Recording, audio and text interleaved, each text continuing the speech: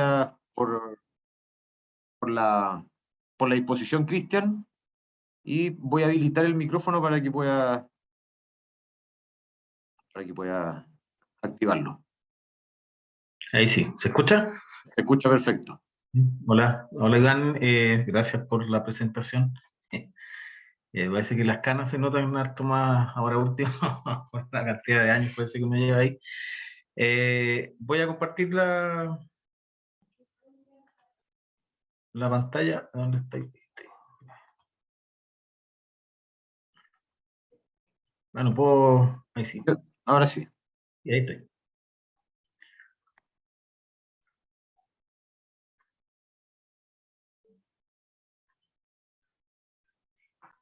¿Se ve bien? Perfecto, Cristian. Se ve bien.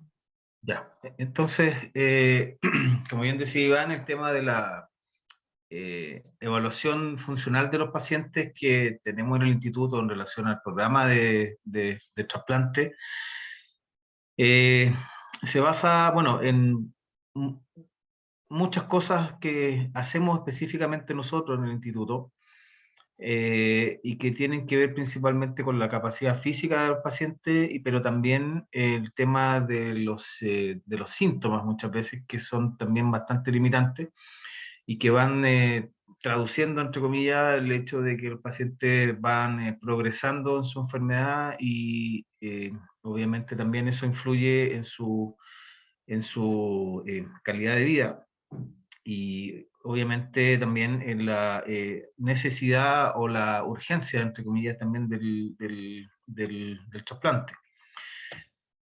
Entonces, cuando uno empieza a evaluar estos pacientes, bueno, siempre las evaluaciones de la enfermedad crónica respiratoria están asociadas a los gases arteriales, a las pruebas de función pulmonar, en relación a la espirometría forzada o a la capacidad de difusión, que obviamente también son factores de riesgo, no solo de la misma enfermedad, sino también, en otros casos, pueden cuantificar el riesgo de cualquier paciente que vaya a ser sometido a alguna cirugía, por ejemplo.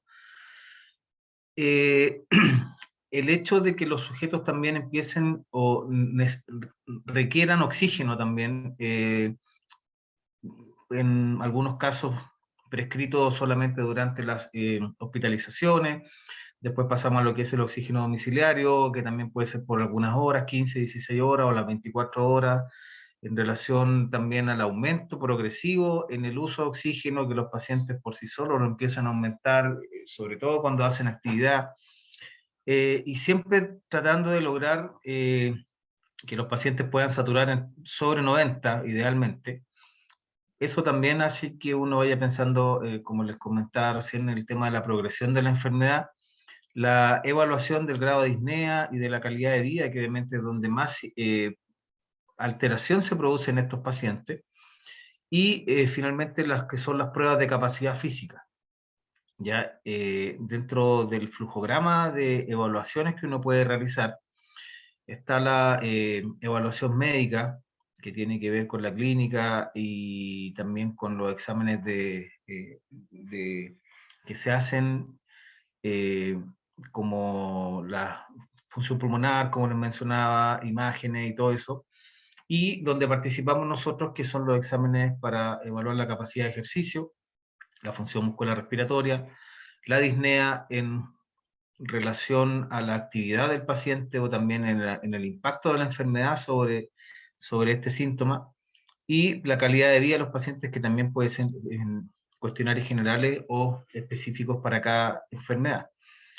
En cuanto a lo que nos convoca en esta reunión, es el tema de la tolerancia al ejercicio, y en ese caso tenemos pruebas que se hacen necesariamente eh, eh, son más invasivas, entre comillas, como por ejemplo el test cardiopulmonar, y las pruebas de campo, que son más simples y que pueden ser realizadas con mucho menos costo de inversión, entre comillas, como por ejemplo el test de marcha de 6 minutos o la prueba de Charo Walking Test.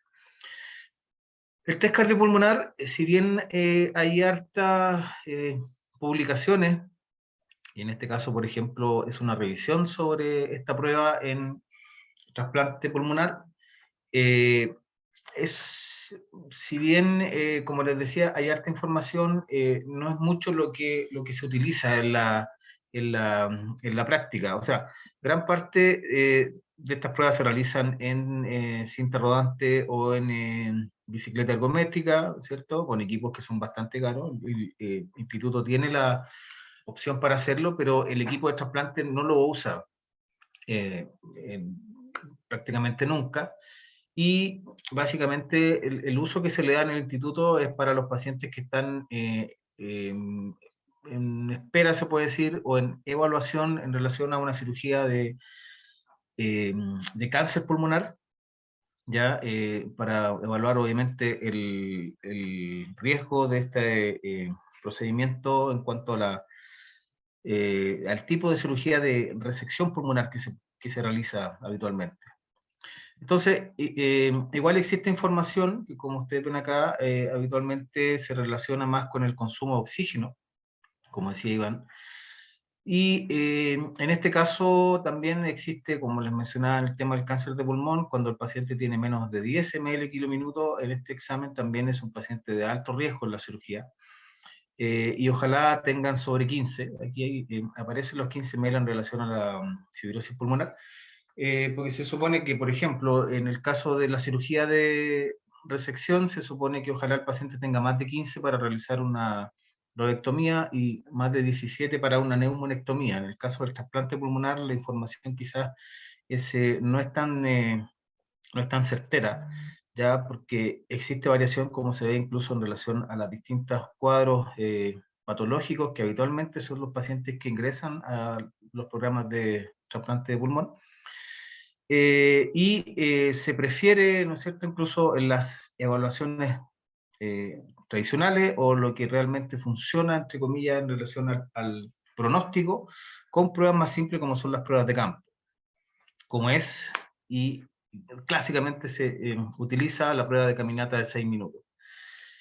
Esta fue la primera guía, entre comillas, para tratar de normar un poco la forma de aplicar esta prueba, que como ustedes saben deriva del test de Cooper.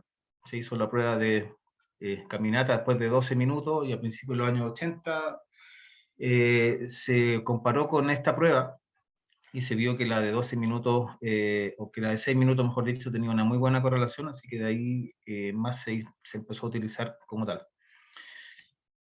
Entonces, esta prueba, la verdad es que uno puede encontrar de todo en relación a la aplicación en pacientes diabéticos, en pacientes con artritis reumatoide, es una cantidad de patologías importantes. Y a lo largo del tiempo también se ha visto que sirve para principalmente estos tres objetivos, que es cuantificar la capacidad funcional de los pacientes, evaluar el impacto de las intervenciones terapéuticas, ya como los programas de rehabilitación, como los cambios de medicación en los pacientes, y por último, la estratificación pronóstica de los pacientes, ya que eso también es el área principal, se puede decir, en cuanto a la evaluación de los pacientes que están en un programa de pretrasplante, por ejemplo. A grandes rasgos, esta prueba consiste, bueno, en un circuito que la ATS recomienda, ¿no es cierto?, que sea un circuito ojalá de 30 metros, y que tenga marcas cada 3 metros, y que se utilicen dos conos que se sitúen a 50 centímetros de la última marca, cosa que el paciente gire siempre dentro del circuito. El paciente debe caminar solo. Si usa oxígeno, lo ideal es que lo lleve el mismo, o si no, si alguien se lo tiene que llevar, que vaya atrás del paciente para no influir obviamente en su caminata. Los estímulos verbales también están normados. Uno siempre tiende a tratar de estimular a los pacientes para que caminen más, y obviamente eso también ha demostrado que logra que los pacientes caminen más. Se ha visto hasta aumentos de entre 20 y 30% más de metros caminados en relación a los estímulos que se utilizan. Por eso la ATS dice que cada 1 minuto el estímulo sea bastante parejo y bastante corto, como diciendo, llevas 1 minuto, lo estás haciendo muy bien, te quedan 5. Y así cada 1 minuto hasta que termina la prueba. El número de test también es importante porque también existe un efecto de aprendizaje. Se supone que el paciente ojalá haga 2 pruebas, porque la segunda prueba, ya en relación a una tercera prueba, ya no hay tanta diferencia, pero sí existe, sobre todo los pacientes que no han hecho nunca esta prueba, que se haga más de una, ya para tener un valor objetivo, ya en relación a los controles. En el tiempo se supone que ya la prueba debiera realizarse solo una vez, porque son pacientes ya que lo han hecho en forma frecuente. El uso de oxígeno suplementario, como les mencionaba, está totalmente permitido. En muchos estudios, como vamos a ver más adelante, se trata de que el paciente incluso ojalá no baje su saturación de 90, y muchos pacientes también, por ejemplo, en el mismo instituto que usan oxígeno suplementario, uno siempre debe preguntar, por ejemplo, bueno, usted cuando camina, ¿le sube el oxígeno?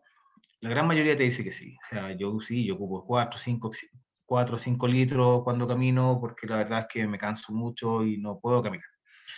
Ya en el caso de los pacientes hospitalizados también, el uso de oxígeno es bastante permitido. En nuestro caso hemos hecho oxígeno con MAF, con ventilación no invasiva también, para tratar de lograr que el paciente obviamente pueda tener el mejor resultado, entre comillas, y en relación también al aporte que se le puede hacer extra.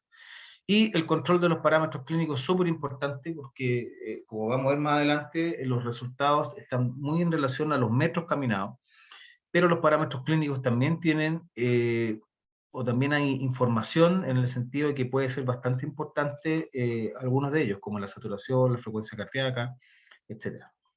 Ahí lo vamos a ver después.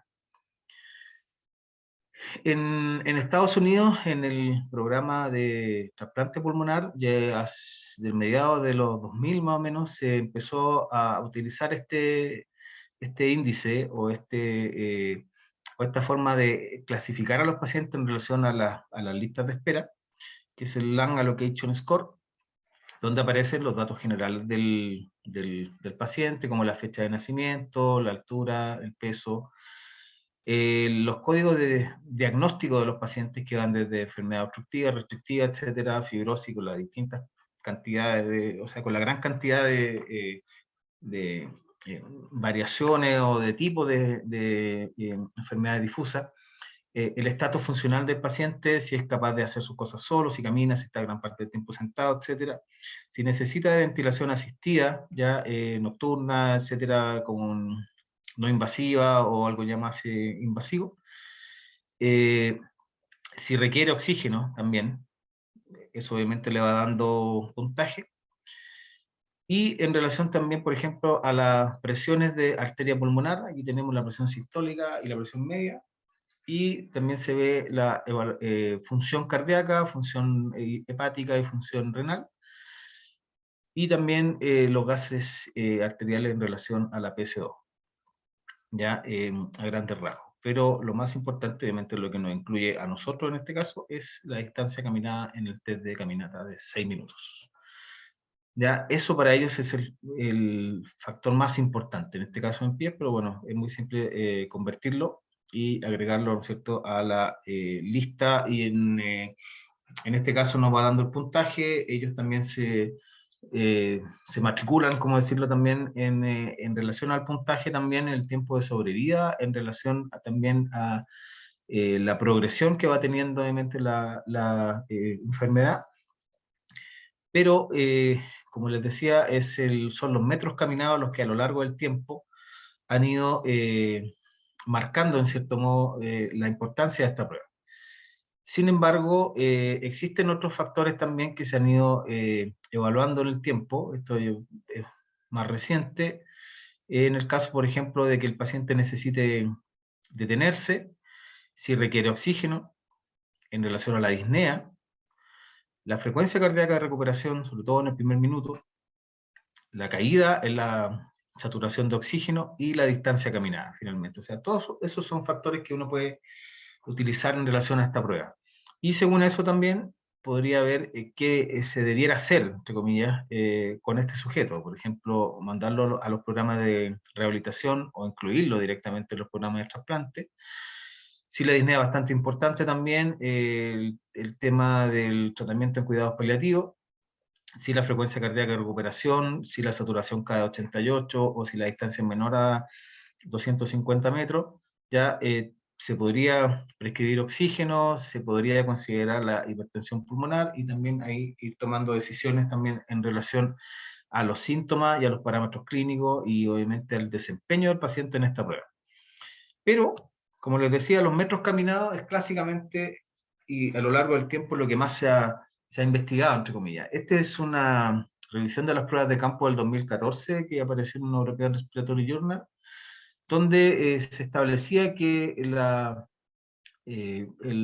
distancia mínima en relación a la morbimortalidad de las distintas patologías, como se ven acá, aparece, por ejemplo, en EPOC, que ellos lo evalúan en 317 metros, en hipertensión pulmonar 337 metros, en fibrosis pulmonar 254 metros y otras patologías 294 metros. Entonces, clásicamente del límite de los 300 metros. Ya, obviamente varía de acuerdo a la patología, pero como les mencionaba, esta es quizás el factor más importante y así lo hacen ver los de el Allocation Score. Pero también aparece, por ejemplo, estas publicaciones en relación también a los seguimientos. En este caso siempre se habla de sobrevida en relación a los mismos seguimientos que se le van haciendo a los pacientes que realizan esta prueba, donde se ve que los pacientes que desaturan, ya en relación primero a los que les baja la saturación más de un 4%, lo que se conoce también en los estudios de sueño como un índice de saturación, sobre el 4%, que la sobrevida es bastante peor que los pacientes que no les cae la saturación en ese porcentaje, y los que saturan menos de 90 post-test también tienen peor sobrevida que los pacientes que no desaturan. Ya, entonces también es un factor importante que se ha investigado, quizás no tiene el peso que tiene los metros caminados, pero también es una cosa a considerar.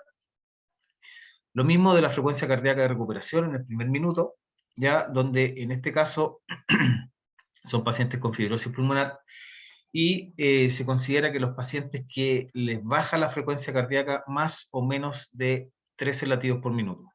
¿Ya? Y en este caso, los pacientes que tienen una menor baja, se puede decir, en un minuto son también los que tienen peor sobrevida, ya en relación a los pacientes que recuperan más rápido su frecuencia cardíaca una vez terminada la prueba de marcha de 6 minutos. ¿Ya? Entonces, ese es otro factor importante que se considera también, por ejemplo, en los pacientes hipertensos pulmonares. Ya hay también más estudios al respecto, pero en este caso, en relación al trasplante pulmonar, también existe información del mismo tipo.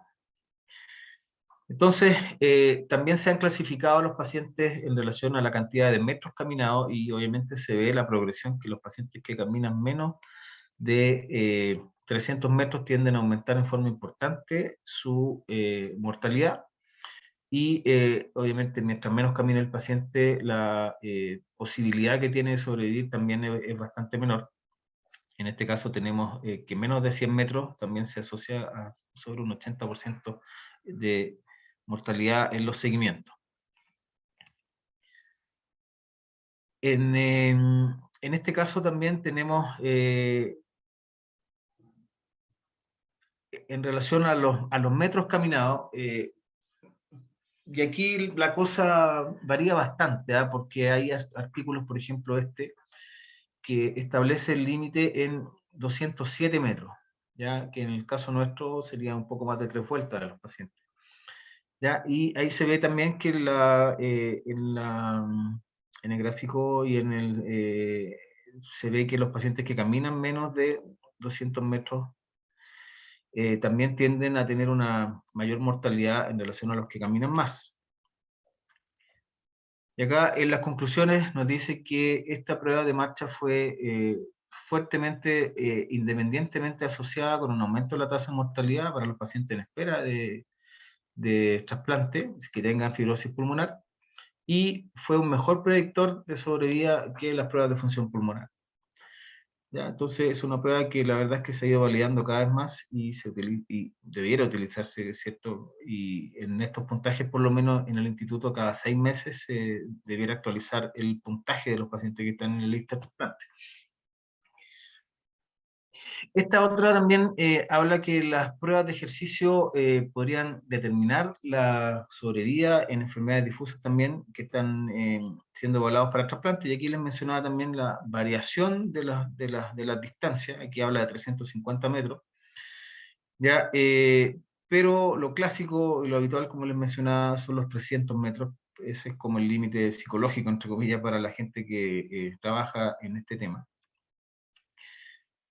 Y también acá lo mismo, el uso de la prueba de 6 minutos para prevenir, o sea, para predecir, perdón, la mortalidad en pacientes también en lista de espera. Y en este caso también ellos hacen un corte un poco más, los dividen en cuartiles, y obviamente mientras el paciente menos camina, como ya lo hemos visto, también tiende a tener mayor mortalidad. Ya esto habla de pies, que habla básicamente que son como 270 metros aproximadamente, ¿ya? Y eso obviamente fue menor siempre en los pacientes que caminan menos. Este es otro artículo también que encontré estos días, donde habla de la velocidad en este caso, y el flujo de oxígeno durante la prueba para predecir mortalidad en este tipo de enfermedades crónicas respiratorias. Y acá en este gráfico les quería mostrar esta parte que habla básicamente del aporte de oxígeno. Ellos hicieron la prueba y si el paciente le bajaba de 90, empezaban a subir el oxígeno para tratar obviamente de mantener la saturación sobre 90, que lo veíamos al principio también. Y en este caso se vio que los pacientes que ocupaban más de 3,5 litros ya tendían a caminar bastante menos que los que ocupaban menos oxígeno. Y el porcentaje también de sujetos que caminaran menos de 200 metros en esta prueba fue mucho mayor. ¿Ya? Entonces, el uso de oxígeno también, en cierto modo, predecía que mientras más oxígeno, menos metros. Lo mismo el tema de la velocidad, que en este caso ellos hicieron el corte en 0,8 metros por segundo, que son 2,9 casi kilómetros por hora. De acá lo mismo también, que los pacientes que tenían una menor velocidad, obviamente uno puede pensar que caminaron menos, efectivamente, menos de 200 metros en relación a los pacientes que caminaron a mayor velocidad. El tema es que es muy fácil calcular la velocidad en esta prueba, porque por ejemplo si el paciente camina 500 metros, son 5 kilómetros por hora. Es el tipo de conversión que uno debiera hacer. Y esto lo hemos utilizado también, por ejemplo, en otros casos que se ha hecho una prueba de caminata y sirve para titular la velocidad que uno pudiera hacer, por ejemplo, si hace un programa de rehabilitación en cinta rodante, porque ahí lo más complicado es titular, como les decía, la velocidad a la que el paciente va a caminar. Hay programas de rehabilitación también que se han planteado en relación a la velocidad alcanzada en las pruebas de caminata, y solamente con caminata, ya alternando periodos de marcha lenta con marcha más rápida en relación, como les decía, al máximo que sería esta velocidad, y que también han mostrado resultados bastante positivos en relación a la rehabilitación clásica que en la cinta rodante o en el cicloergómetro. Pero ellos vieron acá que la velocidad también, los que caminan menos de 0,8 metros por segundo, también tienden a tener una peor sobrevida. Ya hay algunos artículos que lo ven, pero en relación también uno puede calcular los metros caminados y siguen siendo los metros menores a 300 metros. Ahora, uno pudiera extrapolar también esto a la actividad física que estos pacientes realizan, y así se ha hecho, por ejemplo, como en este artículo, donde se ve que los pacientes que caminan menos tienden a dar menos pasos en el día, y los pacientes que caminan menos también tienden a tener un menor gasto de energía también en relación a la actividad. Entonces, es válido pensar que obviamente uno debiera influir en esto, ya en tratar de mantener a estos pacientes más activos, en tratar de que se incluyan en los programas de rehabilitación, porque se considera, ¿no es cierto?, que una de los resultados que uno obtiene en los programas que incluyen ejercicio físico, sobre todo ejercicio de extremidades inferiores y sobre todo ejercicio de alta intensidad, tienen beneficio fisiológico, pero los beneficios clínicos, entre comillas, son los que se logran en aumento de los metros caminados en las pruebas de marcha. Entonces, ese sería un objetivo bastante cierto de lograr en relación a los programas de rehabilitación. ¿Ya? La idea es que estos pacientes se mantengan frecuentemente en actividad. Si es supervisada, obviamente mucho mejor, ya, pero es insistir en que eh, hagan actividad física o aumenten el grado de actividad física, y sobre todo si hacen ejercicio, con mayor razón se pueden obtener muy buenos resultados. Ahora, en relación a otras pruebas que se pueden utilizar, no existe tanta información, pero por ejemplo, este es el Chato Walking Test, que en este caso, este artículo por lo menos habla que ellos hicieron el test de marcha hasta una cierta fecha y después adoptaron la prueba de Chato Walking Test, que es un circuito más corto, o sea, son 10 metros, los conos se ponen a 9 metros entre sí y uno sigue una señal audible, esto deriva del test de naveta, y es una prueba de marcha incremental. ¿Ya? Pero ellos no encontraron información importante en relación a los metros caminados, sino básicamente a la frecuencia cardíaca pre-test. Ese fue su factor más importante en relación a la morbimortalidad. Pero es una prueba que también se puede hacer cuando se tienen espacios más pequeños, y la verdad es que en el instituto lo hemos hecho también, pero en relación a la cirugía de resección pulmonar, cáncer pulmonar, donde sí se ve que tiene una mejor predicción, entre comillas, de mortalidad que el test de caminata de 6 minutos. Este artículo del 2020 también se plantea el uso de otras pruebas más sencillas, por ejemplo, como estas que son la distancia, el test de 10 metros, donde se ve el tiempo que se demora el paciente en caminar esa distancia, y la prueba de repetición de 5 veces pararse y sentarse de la silla. Y en este caso se comparó con el test de marcha de 6 minutos y se vio que las pruebas tienen una muy buena correlación entre sí. O sea, en la prueba de 10 metros con las 5 repeticiones y la prueba al revés también. Muy buena comparación, o sea, muy buena correlación, pero mala correlación con el test de caminata de 6 minutos. ¿Ya? Entonces, se pueden hacer, claro, pero no reemplazan, entre comillas, al resultado que uno obtiene con una prueba tan validada como el test de caminata. Una que sí ha tenido mejor correlación es la prueba de pararse y sentarse, pero en este caso de 1 minuto. Y acá se ve que en relación a las repeticiones que uno obtiene en esta prueba y los metros caminados, existe una correlación bastante buena. Y efectivamente se podría utilizar si es que, por ejemplo, como dicen las conclusiones, esta prueba es una prueba válida en pacientes con enfermedad pulmonar.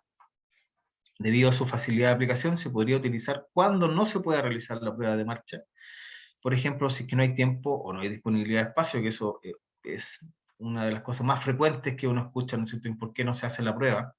Ahora, los pacientes que van al instituto te dicen que ellos han ido a otro lado y ahí el pasillo es más corto, de 20 metros, 15 metros, y eso también podría limitar un poco el resultado por la cantidad de vueltas que tiene que dar el paciente, porque los pacientes siempre bajan la velocidad en la vuelta. Y incluso nos han comentado de pasillos en L, ¿ya? Donde uno deja de ver al paciente porque se pierde y después aparece cuando viene de vuelta.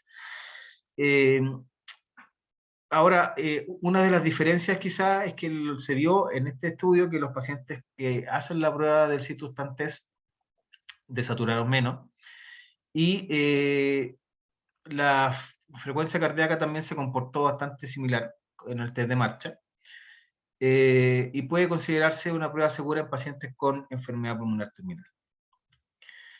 Ahora, lamentablemente estas pruebas no tienen mucha información todavía, no hay repeticiones mínimas, entre comillas, que uno debiera considerar para, obviamente, clasificar estos pacientes. Diferencias mínimas clínicas también en relación a la aplicación pre y post rehabilitación. Tampoco hay una consenso, entre comillas, más amplio aún. Pero a nivel de conclusión uno puede decir que la prueba de 6 minutos sigue siendo una prueba simple y bastante reproducible y la más usada en la evaluación de estos pacientes. Está muy relacionada con la ABD y a los niveles de actividad que tienen estos pacientes en el día. Es un muy buen predictor de mortalidad y, como les mencionaba, estas pruebas alternativas que han demostrado buena correlación con el test de marcha, pero existen pocos estudios todavía que los puedan validar. Entonces, mientras eso suceda, lo ideal siempre es seguir usando la prueba de marcha de 6 minutos, ojalá siguiendo las recomendaciones de la ATS, y ya después se han publicado otras guías, considerando también el hecho de que ojalá el paciente siempre lo haga en el mismo lugar, ya porque obviamente si uno les cambia el lugar o le acorta el circuito o lo hace un día dentro de un recinto y después lo hace afuera, todos esos cambios también se ha visto que pueden influir en los resultados que tienen los pacientes. Bueno, creo que eso es todo. No sé si hay alguna pregunta.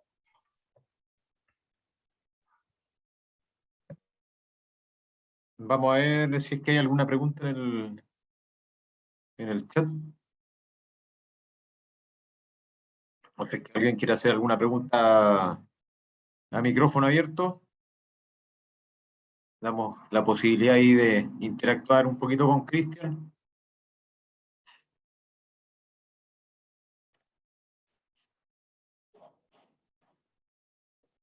La verdad es que, bueno, estamos acostumbrados en el instituto a pacientes con trastornos de difusión bastante severos y con pruebas de función pulmonar bastante disminuidas. Estamos hablando de DLCO de 20%, 30%, que eso sin duda que va a afectar la performance en este tipo de test. En promedio, en tu experiencia, Cristian, ¿cuál es a ver, el mínimo valor necesario, ¿cierto? En la práctica que tú has visto, que en promedio, cuando un paciente ya está, por ejemplo, hospitalizado esperando, o sea, a la espera de trasplante pulmonar, por ejemplo, en relación a la severidad, como tú mencionabas, muchos pacientes que ya tienen que hacer el test con mascarilla, ¿cierto? 15 litros por minuto. ¿Cómo se maneja en ese tipo de pacientes para tratar de evitar las complicaciones asociadas de una hipoxemia de esa magnitud o un trastorno de difusión de esa magnitud? Mira, hemos hecho varias cosas, la verdad. Hemos participado en algunos estudios clínicos donde la saturación de los pacientes, por ejemplo, con fibrosis, se ha tenido que hacer con saturación continua. Esa quizás es una de las grandes recomendaciones porque el mayor evento adverso que se describe en esta prueba es la desaturación. Y en muchos casos también hemos tenido pacientes que cuando el paciente le baja la saturación de 80 lo detienen, ¿ya? Y la verdad es que nosotros en el instituto no hacemos eso. El paciente sigue caminando al máximo de su capacidad y todos los metros que puede hacer.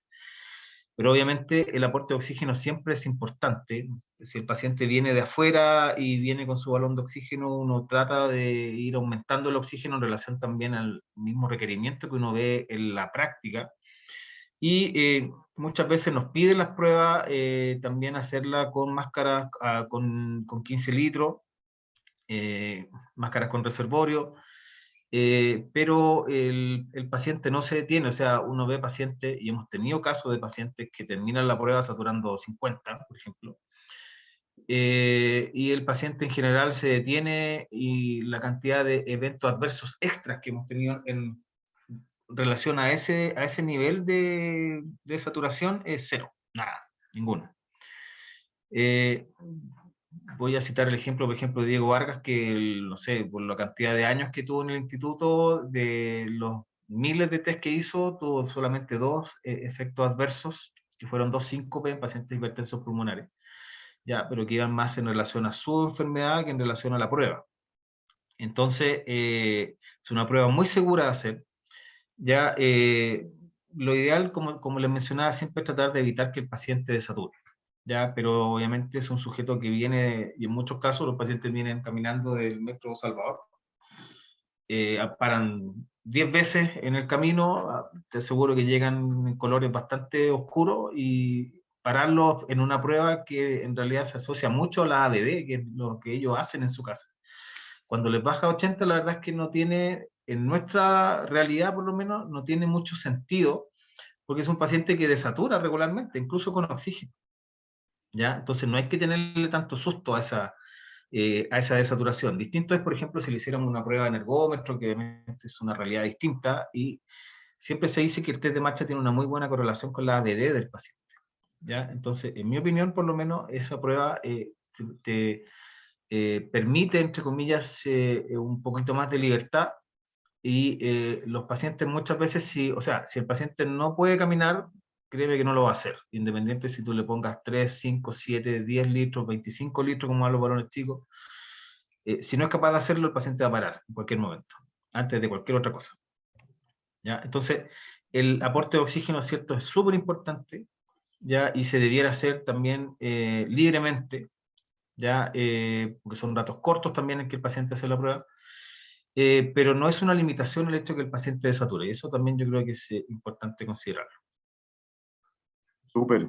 Cristian, acá hay una persona que tiene una pregunta. Voy a habilitar el micrófono para que te la pueda Claro. realizar, ¿ya? Ahí estás habilitado para preguntar. Hola, Hola. mira, yo tengo una pregunta en relación a cómo entrenar a estos pacientes. Por ejemplo, si yo hago una prueba de laboratorio, yo sé que va a ir en relación al VO2 max, cómo lo voy a entrenar, pero si hago un test de marcha de 6 minutos, ¿cómo sé cómo entrenar a ese paciente? Porque no voy a tener un VO2 max, entonces hay como que tengo esa duda.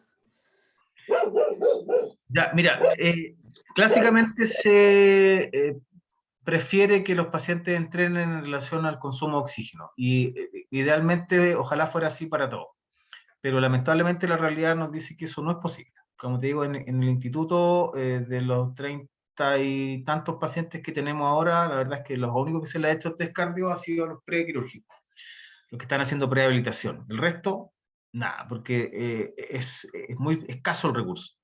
Entonces, cuando uno quiere hacer un programa de rehabilitación, tú tienes 4 formas de hacerlo. El consumo de oxígeno es quizá el gold standard. Después viene la frecuencia cardíaca, la disnea y la carga máxima. La frecuencia cardíaca y la disnea, en realidad, hay algunos trabajos que te dicen que no, en sujetos sanos, súper bien, se puede usar sin problemas, pero en crónico respiratorio, y sobre todo los más graves, no se recomienda mucho, porque la disnea habitualmente tiende a dispararse mucho antes que el consumo propiamente tal, y la frecuencia cardíaca al revés. O sea, los casos en que hemos detenido pacientes porque alcanzan frecuencias cardíacas submáximas son muy pocos, ¿ya? Entonces, el factor que nos queda, que es la carga máxima, en este caso estamos hablando del peso que el paciente pueda realizar, en el caso del ergómetro, en pruebas incrementales, o la inclinación en un treadmill, manteniendo la velocidad constante, o la velocidad. Ya que en este caso hay hartos trabajos, por ejemplo, como es un incremental de caminata, el Shadow Walking Test, ahí obtengo cuál es la velocidad máxima que el paciente alcanza en la prueba, o la velocidad promedio también que alcanza en el test de marcha de 6 minutos.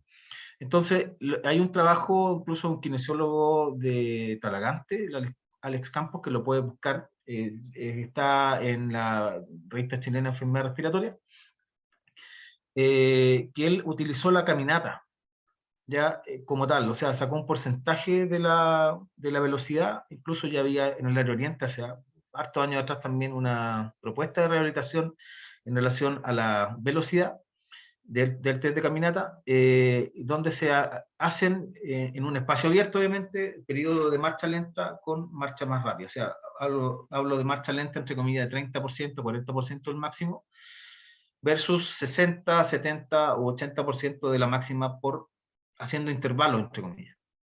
¿Ya? Esa es una forma bastante objetiva de hacerlo.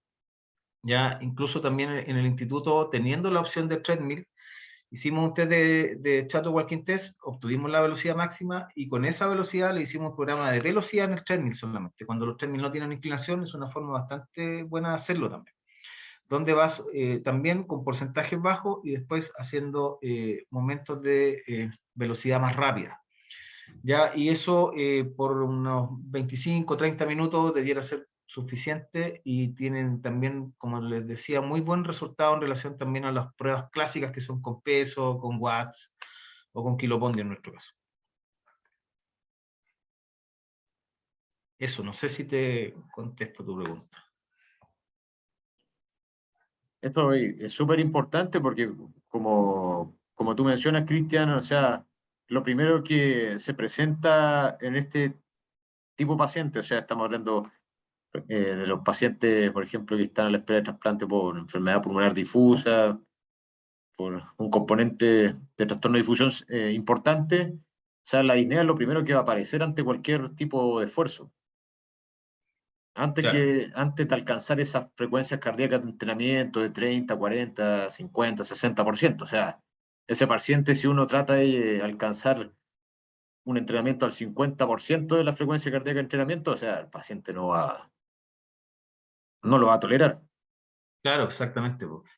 Pero habitualmente los pacientes, por ejemplo, con fibrosis pulmonar, como tú mencionas, el síntoma más importante y más invalidante es la disnea.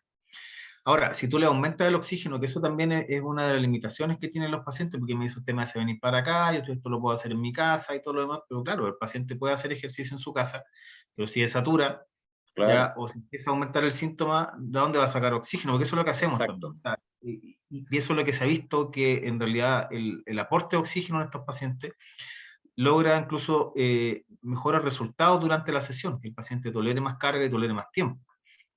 ¿Ya? Entonces, si el paciente no tiene el recurso oxígeno, en este caso, no tiene ser opción de hacer un programa de entrenamiento que tenga resultados positivos. Porque también se ha visto, y lo hemos visto en la práctica, que si tú le aumentas la cantidad de oxígeno a estos pacientes mientras realizan la sesión, la disnea es mucho menor. Así es. No, y ellos mismos se sorprenden. Incluso cuando llegan a hospitalizarse, dicen, no me podía colocar los pantalones en la Ya, cama, me aumentaron un poco el oxígeno y ahora me puedo colocar los pantalones o me puedo amarrar las zapatillas, que eso no lo hacía hace 3 meses. hace hasta rato, claro. Entonces, también esos son, y también vamos a hablar más adelante del tema de la parte psicológica, cómo influye todo esto y se crea un círculo vicioso de cierto de, de sentir esa dependencia en todas sus actividades de la vida diaria, esa frustración, ¿cierto? Y eso empieza a perpetuar un círculo vicioso de inactividad y obviamente, de desacondicionamiento. Claro, exactamente. Y no sé si tú también en algún momento, por ejemplo, pacientes que están con una disnea muy severa, tú en, tu, en los programas de entrenamiento también tomas en consideración, obviamente, el BORG para titular el ejercicio en ciertos pacientes, por ejemplo, que se levantan y el paciente refiere un BORG, por ejemplo, 8. ¿Trabajas, por ejemplo, con un porcentaje del BORG para dosificar entrenamiento en algunos casos también? Sí, en algunos casos quizás los más severos, ¿ah? Porque fíjate que, o sea, cuando en el programa de rehabilitación que hacemos en el instituto, la idea es que el paciente pueda tolerar un tiempo determinado, que ojalá sea media hora, en una bicicleta ergométrica o en un treadmill caminando a una velocidad confortable, entre comillas, o pedaleando sin carga. Eso es lo mínimo que tiene que hacer para ingresar al programa como tal.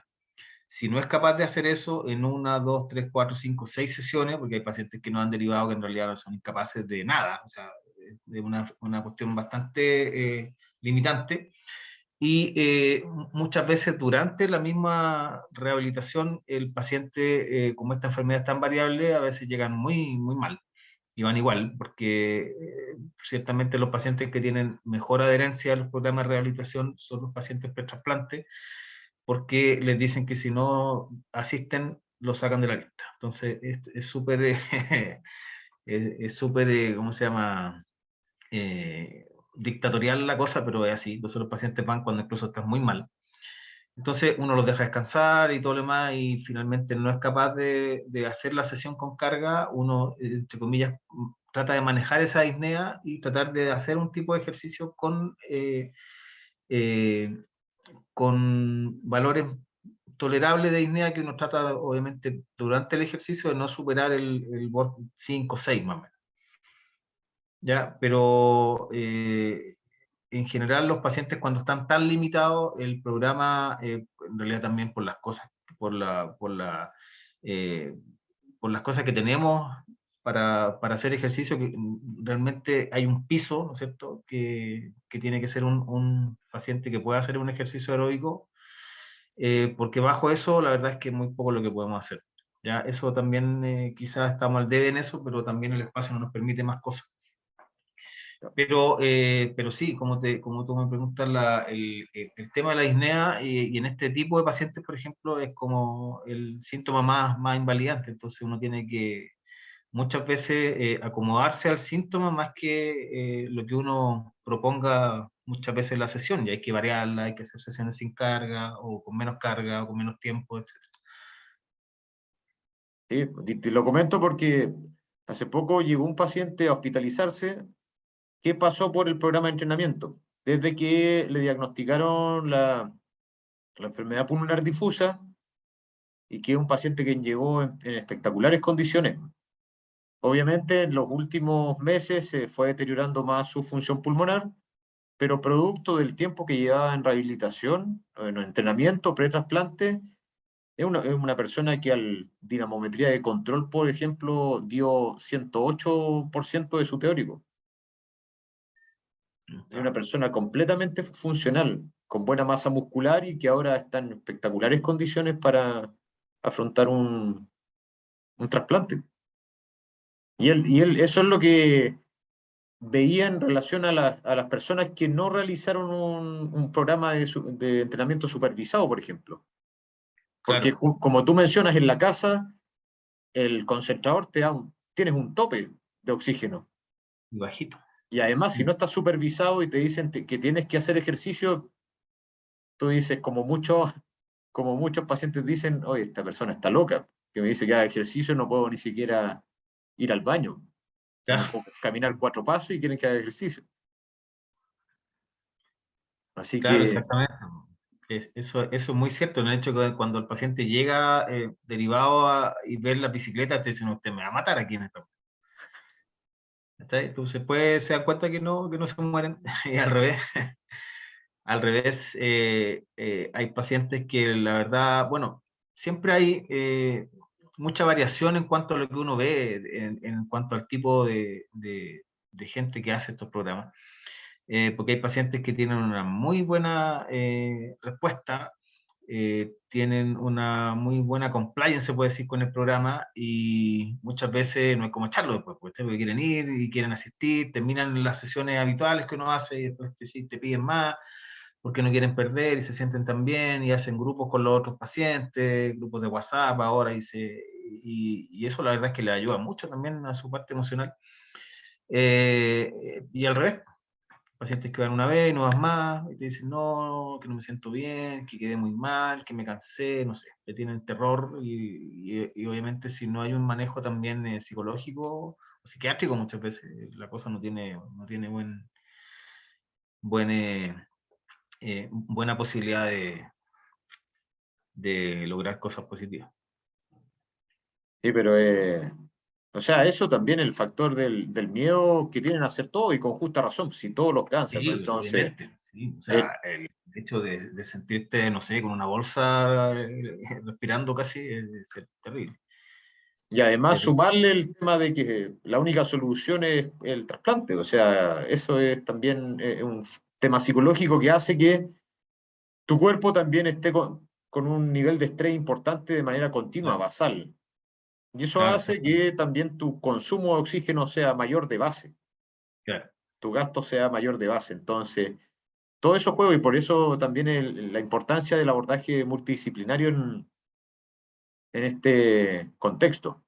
Sí, es súper, súper importante. O sea, por mucho tiempo era el médico que te mandaba al paciente a rehabilitación y éramos nosotros nomás, y a veces, muchas veces, o sea, o pocas veces, la verdad, era el aporte, no sé, de nutrición, pero no había apoyo psicológico, no había nada más. Nada más, pues entonces, claro, el ejercicio tiene resultados positivos en cuanto a la función emocional, pero la base es súper importante, porque si el paciente tiene una base horriblemente mala en relación a ansiedad, depresión y todo lo demás, lo más seguro es que ese paciente abandone el programa y, y nos vamos a la vez rápidamente. Claro. Mira, te tienen dos preguntas acá, Cristian. Ya. Nick Ojeda te pregunta, cuando le aumentan el oxígeno, ¿intentan llegar a sus parámetros normales o solo para disminuir la apnea y que siga el test? Lo ideal es que el oxígeno, que el paciente sature siempre sobre 90. O sea, cuando uno evalúa a los pacientes, lo habitual en un programa de rehabilitación es que el paciente se evalúe en su basal. O sea, se usa 1 litro en la casa con 1 litro en la casa. El tema es que también se ha demostrado que el paciente que hace ejercicio con más oxígeno, por ejemplo, los pacientes con fibrosis pulmonar, también obtienen mejores resultados. ¿Ya? Entonces, tenemos pacientes, por ejemplo, que son, y también cuando uno ve los efectos de los programas de rehabilitación, los pacientes fibróticos sobre todo se dividen en pacientes desaturadores. Y en esos pacientes el uso de oxígeno, la verdad es que la idea siempre es tratar de mantener saturaciones sobre 90.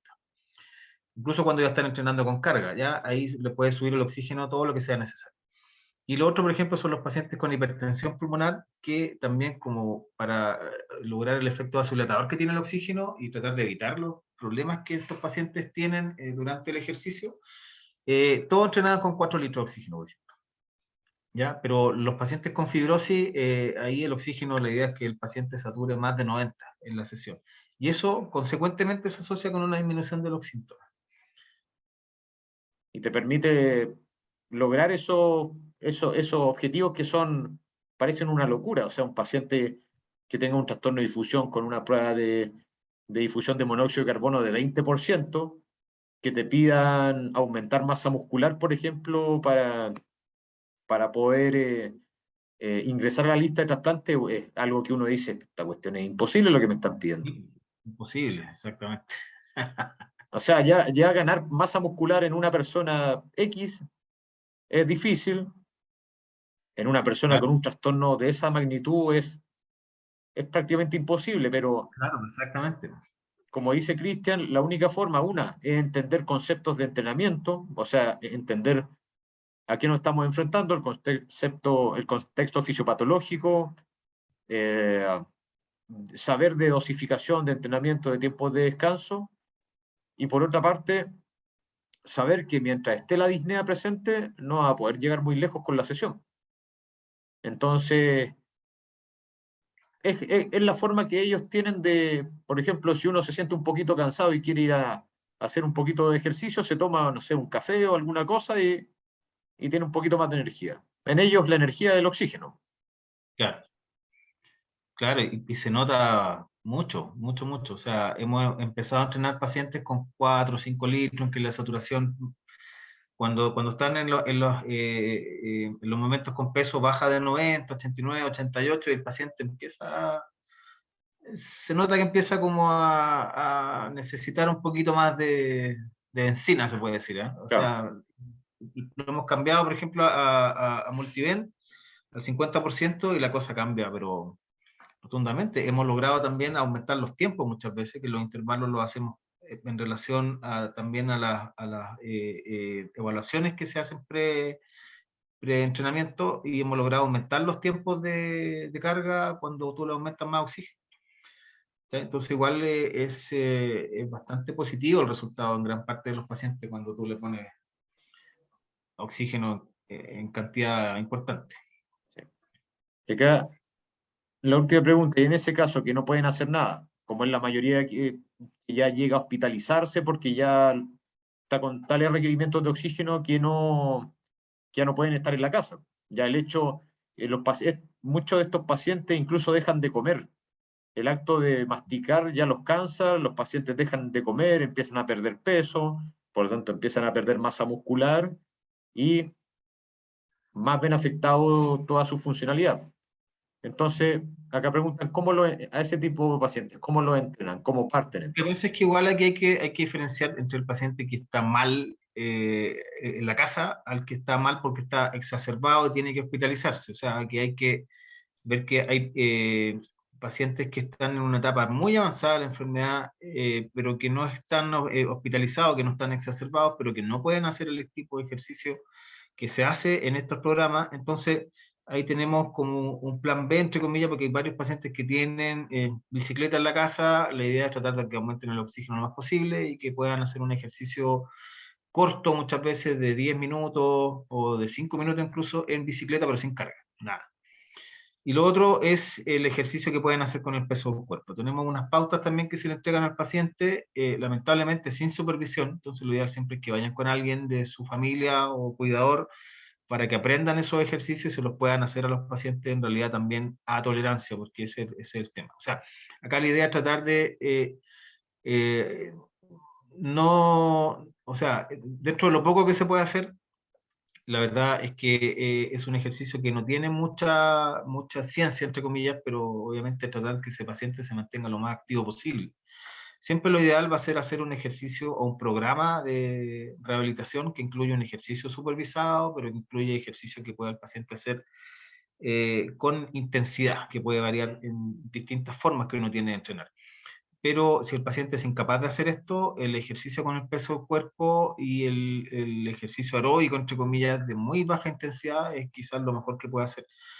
Con sesiones cortas que pueden ser 1, 2 o 3 veces al día, también en relación a cómo esté el paciente. Ahora, si el paciente está hospitalizado, como dice Iván, y llega en muy malas condiciones, ahí también, claro, se pueden hacer otras cosas, se puede usar CENAF, o no invasiva, o como ya hemos hablado, el oxígeno en cantidades industriales, pero ahí la cosa cambia también, cambia. Pero lo maravilloso de eso es que siguiendo los mismos conceptos y el mismo enfoque, solo ajustando el detalle del oxígeno y quizás en algunos casos un poquito más el flujo, por ejemplo con una CENAF o con un no invasivo, los resultados son los mismos. Claro, es otro paciente. Exacto. Entonces, respondiendo ahí la pregunta de Nick, que dice que, ¿no es cierto?, vamos aumentando cargas, pero obviamente nosotros no vamos a ir progresando eternamente con los niveles de intensidad. Y ahí es donde viene el rol después que van a hablar la parte del equipo de nutrición del hospital, que también cuando ya estamos con ese paciente, con el aporte proteico al máximo que podemos estar, con el aporte calórico al máximo, y cuando tenemos esa relación entre la cantidad de proteína que le entregamos versus la cantidad de proteína, ¿cierto?, que nosotros podemos analizar en la orina, por ejemplo, con un balance nitrogenado, cuando tenemos que esos balances son negativos, en el fondo que se están perdiendo más proteínas de las que están ingresando, ya nosotros asumimos que ese paciente no está en un estado catabólico y que ya no puedo seguir aumentando la intensidad del entrenamiento. Porque si sigo aumentando la intensidad del entrenamiento, yo sé que no voy a poder reemplazar ese tejido. Estoy perdiendo más de lo que estoy aportando. Entonces, en ese caso, en esa circunstancia, yo disminuyo el nivel de intensidad, se reevalúa el balance nitrogenado y ya cuando estemos en balances neutros, yo digo, acá estamos a tope. Cuando ya la nutrición está al máximo, ahí decimos, hasta acá llegamos, ahora nos mantenemos solamente.